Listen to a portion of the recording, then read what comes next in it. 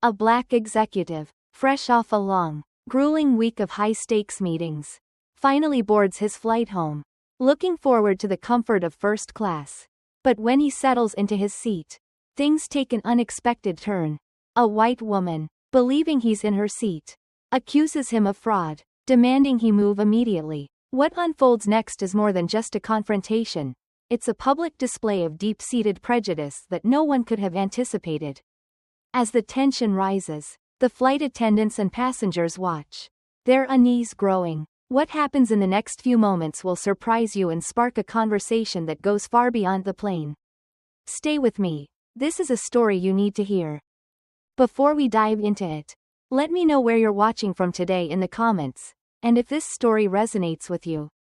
Don't forget to subscribe for more. It all started as just another flight. Henry stood on the crowded street corner, his eyes drawn to the movement of the city around him. He was a man in his mid-60s, wearing a well-tailored jacket that hinted at his success in life. But not his comfort. The sounds of the city swirled in his ears. The honking of cars, the laughter of young people, the shuffling of hurried feet. But Henry's mind was elsewhere. He had seen it all before. But today, something felt different. His thoughts were interrupted when a young woman, barely in her 20s, brushed past him, shoulder-checking him without so much as a glance of acknowledgement. It was a small act, an unconscious slight, but Henry felt its weight all the same. He could see her face now in his mind's eye, blonde. A bit too much makeup. Her eyes locked ahead, unaware, or perhaps too aware, of her power over the old man she had just dismissed. He had become, in her eyes, a shadow, an invisible presence in her hurry to make her mark on the world. But Henry was used to it. He had grown up with it. The looks, the subtle dismissals, the quiet judgments, and yet, every time it happened, it still stung. It was the weight of history that never quite left him. The weight of not just his own life, but the lives of his parents, his grandparents, the weight of generations who had fought just for the right to exist without the burden of suspicion. The weight of a society that still couldn't quite see him as a full man. As a man who had earned every inch of the ground he walked on. And yet was still othered by those around him. As he turned to walk into the store, he was met with a glance from the store clerk. A young man with dark hair and a nervous twitch. Henry could feel the clerk's eyes scanning him. Just a moment. But enough to read his discomfort. It wasn't the kind of look someone gives when they're trying to figure out a customer's request. It was the kind of look that said, "You don't belong here." Henry let the moment pass. He had learned long ago that to confront every microaggression was to live in a constant state of battle. He wasn't naive enough to think the world had changed for him. After all, hadn't he lived through the riots? Through the days when it was unheard of for someone like him to walk freely down the same street as a white man? But he had lived through them. And he had made it this far. Still, the silence between him and the clerk weighed heavily in the air. It was a silence that Henry had come to recognize all too well.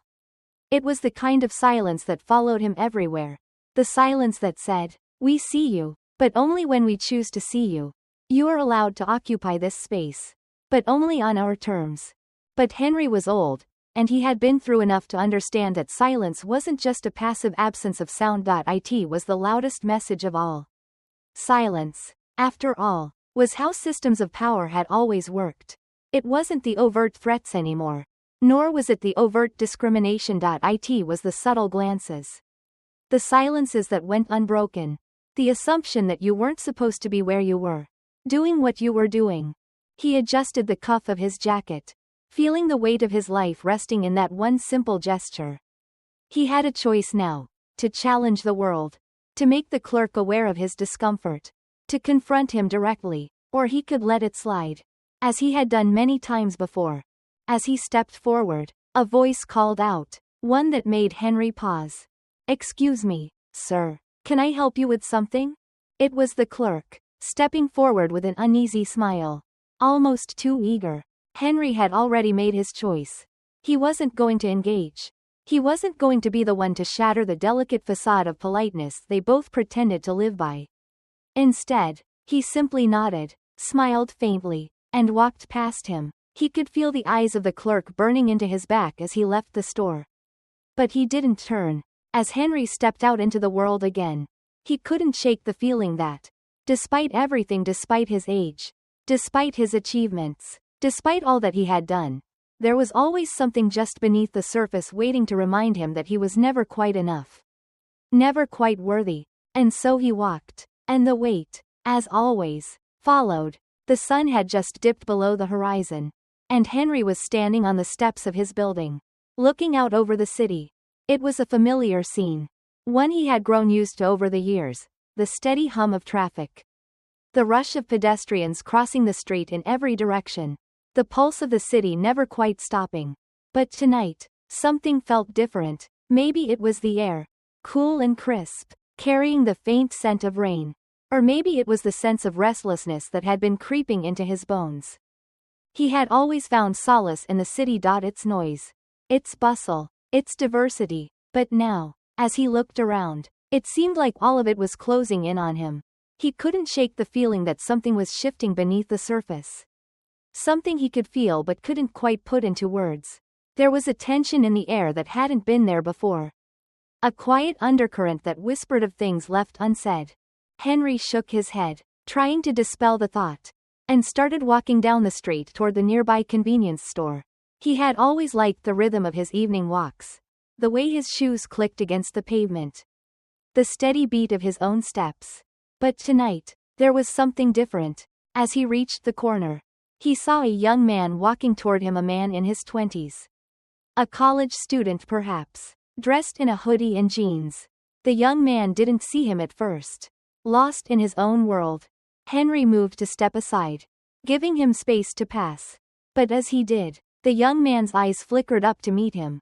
Henry wasn't sure what he saw in the young man's gaze. Was it a surprise? Or was it something darker? Something more familiar? The young man paused for a second. Just a beat too long. Then, without saying a word, he stepped around Henry, his shoulder brushing against him as he passed. It wasn't the kind of brush one gives out of necessity. It was deliberate. Almost as if he was making a point. Henry stopped walking, feeling the sting of it. The faint but unmistakable message, "You don't belong here." The thought settled into his chest like a stone. It wasn't new. It wasn't even surprising. But it was exhausting. The weight of it. The weight of being othered in a world that claimed to be past that. In a world where the laws had changed. Where segregation was outlawed. And where every politician had the right to stand up and talk about how far we had come. Yet here he was, in 2024, standing on a street corner with the same feeling of alienation he had experienced as a boy. He stood there for a moment, fighting the urge to turn around and confront the young man. What would he say? Would it make a difference? Would the young man understand that Henry wasn't just another man on the street? He was a man who had fought for every inch of space he occupied. A man who had, despite all odds, carved a place for himself in a world that would have rather seen him invisible? Henry exhaled, forcing the tension out of his chest. He turned back and continued walking. But the feeling lingered. Another one. Another small moment of daily disrespect. Another reminder that for all his accomplishments, he was still being judged by the color of his skin. As he entered the store, the bell above the door rang, and he was met with the familiar sight of the clerk behind the counter. A young woman with bright eyes and a friendly smile. But Henry noticed the slight hesitation in her step when she saw him. It was subtle, barely perceptible, but it was there, like a brief flicker of uncertainty. She greeted him as usual, asking if he needed help finding anything. Her voice polite but strained. Henry smiled and shook his head. He didn't need help. Not from her. He didn't need anything from anyone. What he needed, he realized, was for the world to stop reminding him that he was still walking through the same shadows of injustice. Even if those shadows were cloaked in the bright lights of modernity. As he paid for his items, the clerk's hands trembled slightly when she handed him his change. Was she nervous? Or was it the same old reflex? The reflex of someone who had been taught, perhaps without even knowing it, to be wary of black men in places they weren't supposed to be? Henry took the change, his fingers brushing hers just for a moment. It was enough to make her flinch. Enough to make her glance up at him with a mixture of guilt and confusion. Henry couldn't help but notice it. Another one. Another microaggression. Another small wound in the endless accumulation of experiences that built up over the years. "Have a good night," she said, almost too quickly, and Henry stepped out into the cool night air again. This time, the weight wasn't just from one encounter. It was from the pattern. The constant, subtle reminders that no matter how far he'd come, how much he had achieved, there would always be someone looking at him, measuring him against a set of assumptions that had nothing to do with who he was or what he had done. He walked back down the street, his mind racing with thoughts that had no real answers. The world had changed, yes, but had it really? Or had it just learned to hide its true nature behind polite smiles and forced interactions? Henry knew that as long as these small moments persisted, the fight wasn't over. But tonight, as he walked under the harsh streetlights, he made a vow to himself. He would keep walking. He would keep stepping forward. No matter the weight, no matter the small cuts. For every moment of ignorance, there was another moment of dignity to be had. And that, he knew, was how the world would change. Not by fighting every battle, but by walking through the fire with grace, and making sure every step counted. The morning air was thick with the weight of expectation. Marcus stood outside his office building, the sharp click of his shoes against the pavement echoing in the silence around him. He was used to this feeling. The quiet before the storm of a high-stakes meeting. The anticipation of presenting ideas that would define the future of his company. Yet today, there was something else in the air, something that had been building for weeks but had yet to fully manifest. He had just returned from a corporate retreat, where he'd been asked to speak about diversity in the workplace. It was an honor, of course. But as he stood there, Marcus couldn't help but wonder how much his words had truly impacted the audience. How many of those executives had actually listened to him? How many had nodded politely, simply waiting for the next speaker, the next trend to discuss? He couldn't shake the feeling that, despite all the discussions about progress, nothing had changed. He entered the building with his usual purpose, nodding briefly at the receptionist, who smiled at him. It was always a polite smile. Nothing more. She didn't know him. Not really. Just another black man in a well-tailored suit. And that was enough for her. And for many others in this building. Marcus walked through the halls, exchanging brief pleasantries with a few colleagues. As he passed one of the glass-walled conference rooms, he saw a group of executives seated around a table, their heads bent low in conversation. He knew they were discussing numbers, quarterly earnings, forecasts, strategies. He had been in these meetings countless times. But today, for the first time, Marcus felt a gnawing unease. He wasn't just thinking about the company's future. He was thinking about his own. He'd worked tirelessly to get here, fought harder than most of his colleagues. Driven by the weight of every glance, every side eye, every subtle question of his worth. And yet, there was always this nagging feeling, this belief in the back of his mind, that no matter how successful he became, there would always be a limit, a barrier he could never cross. Not because of his skills, but because of the way he was perceived.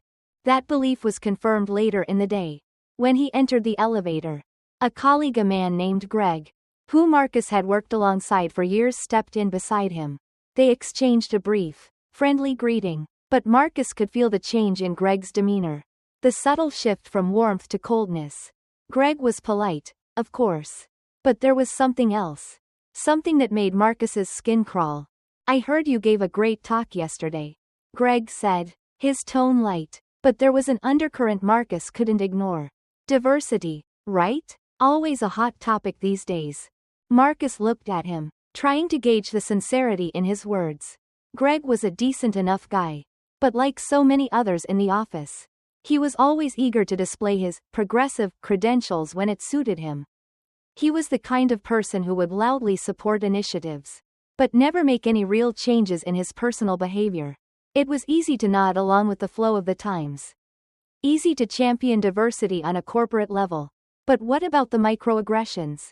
What about the looks, the offhand comments, the assumptions? Greg would never truly understand the weight of those moments. The quiet ones, that added up over time. Marcus nodded, forcing a smile. "Yes, I spoke on diversity. We still have a long way to go, though." Greg's smile faltered for just a second. But Marcus didn't miss it. The elevator doors opened, and Greg stepped out without another word. Marcus stayed behind, his mind swirling. They don't get it. The thought hit him like a brick. Heavy and true. For all the talk about progress. For all the buzzwords. The truth remained clear. They didn't get it. And then came the test. Later that afternoon, as he sat at his desk preparing for the next round of meetings, Marcus overheard two colleagues. One of them a senior manager. The other a new hire chatting near the break room. At first, the conversation was harmless enough. A casual exchange about the latest office gossip. But then, as he heard the senior manager's voice rise with casual disdain, Marcus froze. Honestly, I don't understand why they always push for diversity quotas, the senior manager said, unaware of Marcus standing nearby. I mean, shouldn't it just be about talent? We're getting to the point where it's more about race than ability. It's not like they don't have the opportunities, right? The words cut through the air like glass. And Marcus felt the weight of them settle over him. Talent? Opportunities? The truth was that this senior manager would never understand what it meant to be judged by the color of your skin before your abilities. He would never know the sting of being the only one in a room full of people who only saw your race and not your qualifications. Marcus closed his eyes for a moment, taking a deep breath to steady himself. He had heard these things before, seen them too many times to count. But today, it hit differently. It wasn't just ignorance. It wasn't just the fact that he knew this kind of thinking still pervaded corporate America. What hurt more was the realization that, for all his success, for all the positions he had earned through years of dedication and sacrifice, there would always be those who believed that the color of his skin was the reason he got ahead.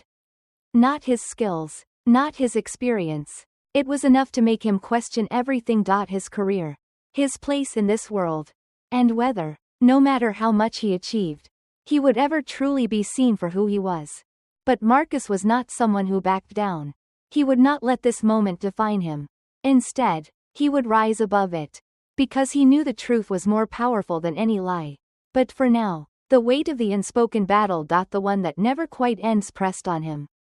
As he sat down at his desk, the day's light slowly waning, Marcus reflected on the challenge ahead. It wasn't just about fighting for a seat at the table. It was about making sure that, one day, everyone, no matter their race, gender, or background, would have a seat of their own. And that the fight would never stop. Even when it seemed like the world had moved on. The truth was, the battle for equality was an endless one. And every day was a step forward. Even when it felt like 2 steps back. The weight of history was heavy. But Marcus Johnson was prepared to carry it. One step at a time. The city buzzed around Marcus as he left the office late that evening. The light from the street lamps casting long shadows on the pavement. He had just finished another round of meetings, where he had once again found himself the only black person in the room. It wasn't a new experience. He had been in that situation more times than he cared to count. But tonight, it felt different. The weight of it sat heavier on his chest, pressing down with a quiet, suffocating force. He hailed a cab, the driver nodding at him in recognition, the usual half-smile appearing in the rearview mirror. Marcus slid into the backseat, grateful for the solitude, the space where he could let his thoughts settle before they overwhelmed him. As the car moved through the city, he thought about the conversation that had unfolded earlier that day. The meeting had started like so many others, brief introductions, polite small talk, and the steady stream of corporate jargon. But then came the subtle shift. The thing Marcus had come to recognize in every boardroom, every room where decisions were made. It wasn't in the words that were spoken. It was in the way things were said. Or not said at all. In the middle of the meeting, Marcus had made a suggestion about diversifying the company's talent pipeline. A suggestion he had made many times before. But this time, it was different. This time, he saw it in their eyes, the slight narrowing of the gaze. The ever so slight hesitation in the room. He had seen it before. A look that said, "Who do you think you are to tell us how to run this company?" One of the executives, a woman who had always been polite but distant, had asked him, "Do you really think diversifying the pipeline will make a difference?" The question, though worded innocently enough, was a loaded one. It was a question that carried years of assumption. Years of believing that diversity was something to be tolerated, not celebrated. Marcus had kept his cool. He always kept his cool. But inside, something had cracked. It was the same question he had faced in countless other situations. Are you sure you belong here? His thoughts were interrupted by the sound of the cab's brakes. The car came to a halt outside his apartment building. He handed the driver cash. And for a moment, he lingered in the cab, staring out the window. The city was alive, but it felt so distant from him. He walked into his apartment, the silence of his home swallowing him whole. His wife, Aisha, was sitting on the couch, reading. She looked up at him, a smile spreading across her face. But when she saw his expression, the smile faltered. Bad day? She asked softly. Same day, Marcus replied, sinking into the chair across from her. He didn't even need to explain. She knew. She always knew. Aisha set the book down, her eyes softening. Talk to me. Marcus took a deep breath, the weight of it all pressing in. It's just the usual stuff. Aish. The looks. The questions. The assumption that I'm here because I got lucky, not because I worked for it. Aisha nodded, her gaze steady, unwavering. But you're better than them, Marcus. You've always been. I don't know, he said quietly, leaning back in his chair. I don't know if being better is enough. They don't see me for what I am. They see a black man in a suit.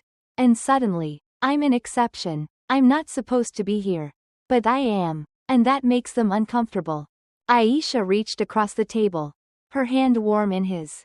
You've done more than enough, Marcus. You've broken barriers that no one thought could be broken. But they don't see it. Not yet. They will, Marcus said, his voice steady despite the turmoil inside him. Eventually, they'll see it, but I don't know if that's enough. For a long time, the two of them sat in silence, the weight of the conversation hanging in the air like a heavy mist. Marcus knew Aisha was right. He had done more than most to prove his worth. But the truth was, it didn't matter how much he achieved. There would always be someone who would look at him and think. Not really. Later that evening, Marcus found himself at the kitchen table, staring at his laptop screen. He had another meeting the next day. Another chance to prove that he belonged. But something in him had changed. He was tired. Tired of fighting battles that never seemed to end. Tired of pushing back against a world that refused to see him as equal. His fingers hovered over the keyboard. And then he began to type. Another meeting tomorrow. Another chance to prove I belong. But does it ever end? The words hit him like a wave. He leaned back in his chair, staring at the screen. He knew the fight wasn't over. But he was starting to wonder if the fight would ever be over. As the night stretched on, Marcus couldn't help but feel the weight of every step he had taken to get to this point. He had worked hard for everything he had. His position, his family, his life. But the truth was, nothing was ever guaranteed. Not in this world. Not for someone like him. And yet, even in the face of it all, he could not stop. Because he knew, deep down, that the work wasn't just for him. It was for everyone who came after him. For the young man who would one day sit in the boardroom. Not as an exception, but as the rule. For the children who would grow up in a world where the color of their skin didn't matter. The next day, as he walked into another meeting, the tension in the room palpable. Marcus didn't feel the same. He didn't feel the same weight. The same burden to prove himself. Instead, he felt something else. The quiet strength of someone who had seen it all before. And who would keep going. No matter how many times the world tried to tell him he didn't belong. It wasn't just the corporate world that needed to change. It was everything. The subtle, unspoken racism that ran through the veins of society. From the boardrooms to the streets. The small things that built up over time. Weighed down on a person until they couldn't carry it anymore. But Marcus wasn't carrying it alone anymore. He had a family. He had a community. He had a future. And he wasn't going to let anyone take that away from him. And so, as the door to the conference room closed behind him, Marcus Johnson sat down at the table, ready for whatever came next. Because the truth was, he had already won. The morning air was thick with the kind of heat that only summer could bring.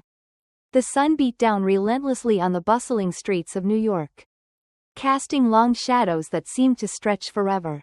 Marcus stepped off the subway, his briefcase in hand, his suit neatly pressed, and his mind a whirlwind of thoughts. It was a typical day for him: meetings, calls, emails. Yet, as he walked through the busy streets, he couldn't shake the feeling that something was different. The faces around him, the hurried pace of the people moving past him, all seemed indifferent to his presence, to his existence. The weight of their unspoken judgments pressed against him like an invisible fog. Marcus had seen it before. That subtle but unmistakable glance. The one that said you don't belong here. He had grown used to it. But as the years wore on, it didn't sting any less. It simply weighed heavier. There were moments when he had to ask himself, do they see me? He reached his office building and entered through the revolving doors. The cool air inside a welcome contrast to the stifling heat outside. The elevator ride up was quiet, save for the soft hum of the machinery. But in the silence, his mind raced, replaying the previous day's meeting. His department head, a man named Thomas, had asked him a question. One he had heard countless times before. But this time, it felt different. Marcus, Thomas had said, how do you think we can appeal to the underrepresented communities for this new marketing campaign? The word appeal hung in the air like a fog, laden with the weight of an unspoken assumption. What did Thomas mean by appeal? Did he mean to reduce people of color to some sort of monolithic group? To be marketed as a single entity, rather than acknowledging their individual humanity and complexity? Marcus had felt a familiar tightness in his chest, a feeling that had often crept in during such moments. The constant reminder that, despite his position, despite his years of experience, he was always seen as other. As the elevator doors opened, Marcus stepped into the hallway. He paused for a moment, taking a deep breath. He had learned long ago that keeping his head down was a survival mechanism. But it was also a constant reminder of the limitations society placed on him. He refused to shrink, to become invisible. He wasn't going to let the weight of assumptions bear down on him. Not anymore. Morning, Marcus, a colleague called out as he passed by. It was Sarah, one of the few people in the office who never looked at him with that odd, distant expression. Morning, Sarah, he replied, his voice steady but tired. She smiled warmly, the kind of smile that made him feel, for a moment, like he wasn't an anomaly in this world. But the feeling was fleeting. And as she continued down the hall, Marcus could feel the familiar weight of the world on his shoulders once more. He walked into his office and sat behind his desk, adjusting the stack of papers in front of him. The fluorescent lights above hummed softly, casting an artificial glow over the room. His phone buzzed, pulling him out of his thoughts. It was a reminder for a conference call in 5 minutes. He sat back in his chair and stared at the screen for a moment. Taking another deep breath, the call was brief, the usual corporate jargon flowing freely as Marcus participated in the discussion. But the moment he hung up, a sense of frustration settled in. He looked out of his office window, watching the people below as they went about their day. He had come so far. He had worked his way up the corporate ladder, defying every expectation placed on him. But every step forward had come with a cost. He couldn't escape the feeling that, despite all his achievements, the world would never see him as equal. They saw his success, yes, but only through the lens of his race. And it was a lens that never seemed to quite fit him in their eyes. Marcus leaned back in his chair and closed his eyes. He thought about his father. The stories he had heard as a child, stories of protest, of standing up for what was right, of fighting against the constant injustice. His father had marched with Dr. King. He had stood on the front lines of the civil rights movement, demanding that black men and women be treated as equals in every facet of society. And his father had fought for his dignity, every single day of his life. But what was dignity? Was it something that could truly be attained? Or was it just a word, a concept too often wielded by those in power to maintain control? The phone buzzed again, pulling Marcus from his reverie. He knew he had a meeting in an hour, and he was expected to present his ideas for the company's upcoming diversity initiative. It was a topic he was passionate about, but one that had also become a battleground of sorts. He had learned that even something as simple as diversity could be a trigger for those who clung to the status quo. Marcus stood up and walked to the window, looking out over the city. He had a moment of clarity. He wasn't just here to succeed. He wasn't just here to prove himself. He was here to make sure that when others walked into these rooms, they didn't feel like other. He was here to make sure that the next generation didn't have to fight the same battles he had fought.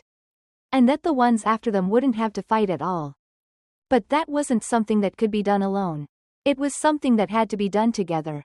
It was something that needed to be talked about, discussed openly, honestly. No matter how uncomfortable it made people. And so, as Marcus stood there, looking out at the world beyond his window, he knew what he had to do. He would continue to climb, continue to rise, but he would do it with a purpose. He would not let the weight of prejudice slow him down. He would speak up, even when it seemed easier to remain silent. Marcus Johnson had already taken the first step. But now, he had to continue walking, no matter the cost, and he would make sure that, by the time he was done, the world could no longer look at him and see only the color of his skin. They would see the man he had always been. The evening was thick with the hum of city life as Marcus made his way home. He had long since stopped counting the hours he spent commuting from his downtown office to his modest apartment in Brooklyn. But tonight, as he navigated the crowd, his thoughts were heavy, the weight of the day settling in his bones. It had been one of those days, another board meeting, another conversation about diversity and inclusion that felt more like a box to be checked than a true conversation about change. Every time he spoke, he could feel the words fall flat, lost among the passive nods and empty reassurances of his colleagues. They had the language down, the right terminology, the phrases that would make them sound progressive without ever moving the needle. They talked about diversity but never touched on the core issue. How deeply embedded the prejudices were in every corner of the system. The subway ride was no better. As Marcus squeezed into the crowded car, he noticed the looks, the eyes that avoided his gaze, the quick glances that lingered for just a fraction of a second too long. People were so skilled at pretending they didn't see him, so adept at pretending they didn't know what they were really thinking. And it was the same everywhere. Whether it was the polished boardrooms or the crowded subway cars. A couple of stops later, Marcus stood to exit the train. He could feel the usual tightness in his chest. The invisible weight of knowing that, despite his accomplishments, he was still seen as less than. He was still other. "Excuse me." A voice interrupted his thoughts as a woman brushed past him without so much as a glance. She was late, her heels clicking rapidly on the platform. It was the same story every day. The way people navigated their world. The way they moved through it with an assumed right to take up space. To exist fully. To demand respect. Marcus had always had to fight for that space. He had always had to make it known that he too had a right to be there. That his presence was not an intrusion but a testament to his perseverance. But in that moment, standing on the crowded platform, he couldn't help but feel the weight of a truth he had long suspected. There were still many who saw him as less deserving of space. As the train doors closed behind him, Marcus watched the lights of the station flicker and fade. He pulled his coat tighter around him. Even though it wasn't cold, he was used to the feeling of being an outsider, to being constantly reminded that his skin was not the right shade to belong to certain places. The fight for space, for respect, had never been just about physical space. It was about something far deeper. The space to exist as you were without question. Without hesitation. When Marcus finally arrived at his apartment building, he was greeted by the familiar hum of the city honking horns. Distant chatter. The muffled sound of footsteps. But inside, his apartment was a sanctuary. A place where he could finally take off the armor. Finally take a breath. He sank into the worn armchair by the window, looking out over the lights of Brooklyn. For a moment, the weight lifted, but it was only temporary. It always was. His phone buzzed, pulling him from his thoughts. It was Aisha. "How's your day?" she had texted. He smiled softly, typing a quick reply. "Long, but I'll make it through. We need to talk tonight. Though, I'm feeling a little, I don't know, I'm exhausted." He knew Aisha would understand. She always did. She had been his rock. His source of calm in the storm. She two, had faced the weight of prejudice in her own life. But their shared experiences had made them stronger. It was their bond, their commitment to each other, that kept him going. As the evening wore on and Marcus and Aisha spoke about their day, he couldn't shake the feeling that something needed to change. That something more than just his own fight needed to happen. He had been fighting, but the struggle was often so personal, so isolated. It was one thing to face discrimination in boardrooms or subway cars. But it was another to feel that weight in every interaction, in every space he occupied. It wasn't just the obvious moments. The rude stares, the dismissive gestures. But the everyday, the quiet moments when his worth was questioned, when his place in society was challenged by people who didn't even know they were doing it. But perhaps that was the key to change, not to wait for others to understand, but to force the conversation, to make those uncomfortable moments count. The thing about prejudice, Marcus realized, was that it wasn't always loud. Sometimes, it was the quiet assumptions, the small gestures of dismissal that did the most damage. That night, after Aisha had gone to bed, Marcus sat by his desk and pulled out a sheet of paper. He began to write. It wasn't a speech, and it wasn't a manifesto. It was just his thoughts. But he knew, deep down, that this was the beginning of something. Maybe not an immediate solution, but a start. He wrote about the daily battles. How it felt to be a black man trying to exist fully in spaces that weren't designed for him. How every day was another act of resilience. He wrote about the subtle prejudice, the kind that was almost invisible, and how it had shaped his life. And he wrote about the moments of clarity, the moments when he stood tall and knew he had earned every inch of space he occupied. The next morning, after a restless sleep, Marcus woke with a sense of purpose he hadn't felt in years. The feeling that his work, his experiences, and his story could be more than just a reflection of his personal struggles. It could be the catalyst for something larger.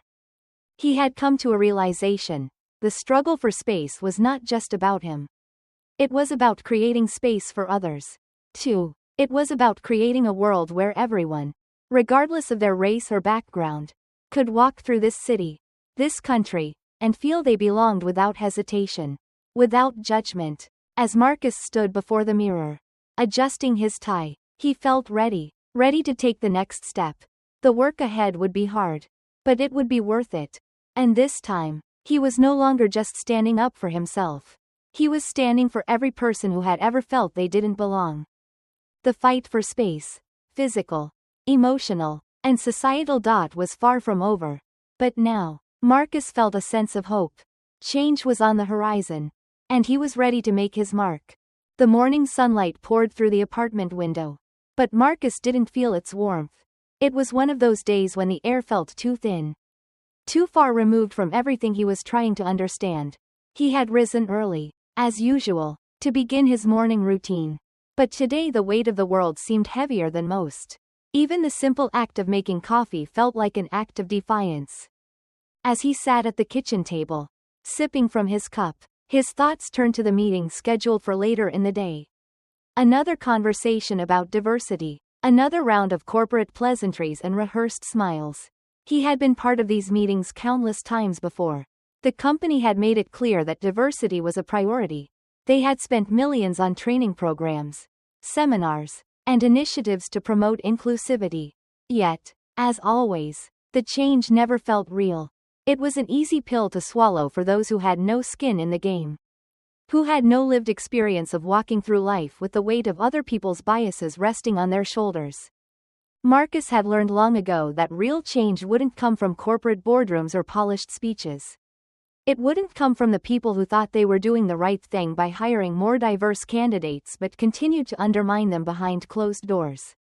It would come from the people who knew what it felt like to be doubted, dismissed, and discarded. It would come from those who had suffered quietly and relentlessly, and who had learned to turn their pain into fuel. The morning dragged on, and as the time for his meeting approached, Marcus began to prepare himself mentally. He had been invited to speak again at a company-wide conference. And this time, it wasn't just a roundtable discussion. This was his chance to make the point that diversity efforts were not enough. That inclusivity required more than just policy changes. It required a shift in the very way people thought. But it wasn't going to be easy. The company was full of good people, many of whom genuinely believed in fairness. But Marcus knew that deep down. The people in those rooms, the ones who occupied the upper echelons of power, were just as entrenched in their privilege as anyone else. They had been taught, whether overtly or through silence, that certain people deserved more, that certain people belonged in positions of power while others were merely lucky to occupy any space at all. That afternoon, as Marcus entered the conference room, he could already feel the tension in the air. There were the usual faces, some familiar, others new. But what struck him most was the unspoken discomfort that hung over the group like a dark cloud. They knew, just as he did, that these conversations were never as simple as they appeared. They knew that no matter how many times they said diversity and inclusion, the subtle and pernicious forces of racism, classism, and sexism remained embedded in every conversation. The meeting began with pleasantries. Marcus was introduced as one of the company's most influential executives. But the words felt hollow, like a prelude to something deeper, something that couldn't be ignored. As the speakers took their turns, the message was always the same: we need to do better. We need more diversity, more inclusivity. And yet, as Marcus sat there, watching them nod their heads in agreement, the hypocrisy gnawed at him. They would say the words, but they would never challenge their own assumptions, never question the systems that upheld their power. They would keep up appearances, keep hosting the meetings, keep pretending that things had truly changed. It wasn't until his turn came that the real conversation began. As he stepped up to the podium, the room fell silent. He had practiced his speech, but he didn't need it. He knew what needed to be said. He didn't care about their policies anymore. He cared about the faces of the people who would never make it to the top because the doors would always be shut in their faces. He cared about the moments when the world tried to make them small, tried to force them to shrink back into the shadows. Good afternoon, Marcus began, his voice steady but carrying an edge that immediately cut through the surface-level niceties. We talk a lot about diversity here, about inclusion, about breaking barriers. But let me ask you something. When was the last time any of you were truly uncomfortable in a room full of people who looked nothing like you? When was the last time any of you had to fight for space, for your very existence in a place that wasn't designed for people who look like you? The silence in the room was palpable. His words hung in the air like a challenge, a gauntlet thrown down. He watched the faces of his colleagues. Some squirmed, others looked away, but none of them had an answer. Let me be clear, Marcus continued, his voice gaining strength. We talk about change. We talk about policies. But how often do we acknowledge the subtle ways racism, privilege, and exclusion manifest in our everyday lives? How many of us can honestly say we've truly examined the way we see the world and the way we assume others should exist in it? He paused, letting the questions sink in. The discomfort was thick now, suffocating. I am here today because I have fought for every inch of space I've ever occupied.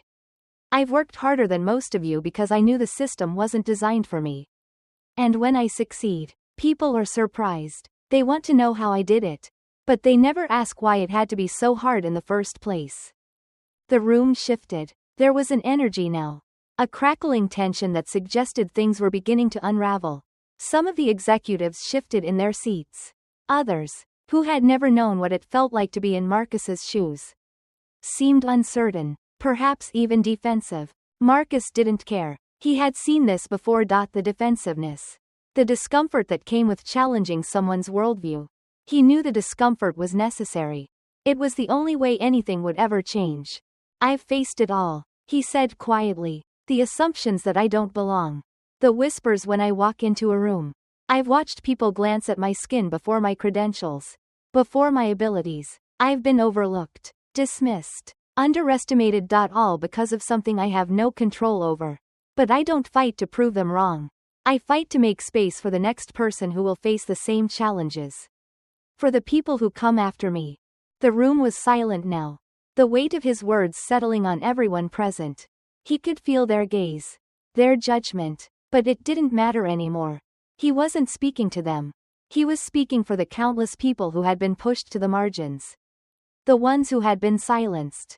Who had been expected to shrink back into the shadows of society. Diversity isn't just about checking boxes, Marcus concluded, his voice growing stronger with every word. It's about truly understanding what it means to live in a world where some people are allowed to take up space while others are told they don't belong. It's about recognizing the power dynamics at play. And the work we all must do. Not just as individuals but as a collective. The room didn't erupt into applause. There was no immediate response. Just an uncomfortable silence that seemed to stretch on forever. But Marcus knew that change, true change, rarely came with applause. It came with discomfort, with the willingness to have hard conversations, and with the commitment to do the work long after the spotlight was gone.